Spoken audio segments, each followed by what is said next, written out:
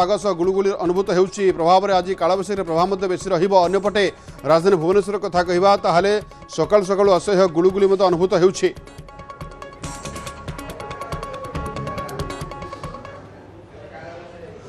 राति में बिजुली कटिला बोली प्रतिवाद रे एनएच अवरोध कटक गोपालपुर निकट में जातीय राजपथ 16 अवरोध कले शताधिक लोक 5 घंटा है विद्युत सेवा बाधाप्राप्त जो रास्ता को ओह्लैले स्थानीय बासिंदा।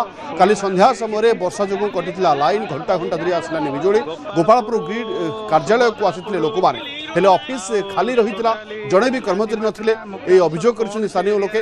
बिजुली संपर्क जाना एसडीओ एवं जेई को जोगाजोग कर मोबाइल किंतु फोन स्विच ऑफ रही अभियोग आसी फल लोकों मध्य तीव्र असंतोष सामना को आसी। प्रतिवाद में गतकाली राति कटक गोपालपुर में रास्ता अवरोध जो एनएच 16 रे शह शह गाड़ी मोटर अटक रही यातायात संपूर्ण बाधाप्राप्त होता।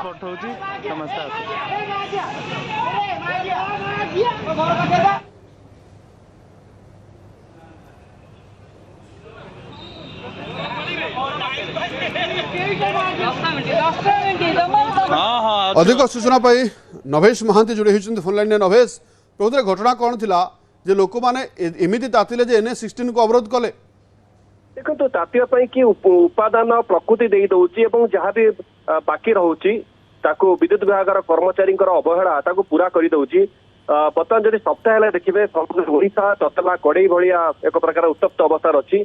जदि आम कटक भुवनेश्वर कथा कह जानते टेम्परेचर 42 डिग्री को पार कला यार भितर लगातार भाव विद्युत काट हो पावर कट हो गतकाली तो समस्त सीमा सरहद पार कर जाइला। विशेषकर गोपालपुर ठू फुल्लखरा पर्यंत जो 5-6 किलोमीटर रास्ता रहा से रास्तार उभय पटे गाँ गुड़िक अंधार मध्य चलीगला। कारण 5:30 बेले जिते बड़े कालबैशाखी घूर्णिझड़ वर्षा पवन आरंभ है तापर विद्युत जाइए राति 10टा पर्यंत फेरला ना। लोक मैंने गोपालपुर विद्युत विभाग ऑफिस को जाई निराश हो फेरिले कौन उत्तर से पाइले ना।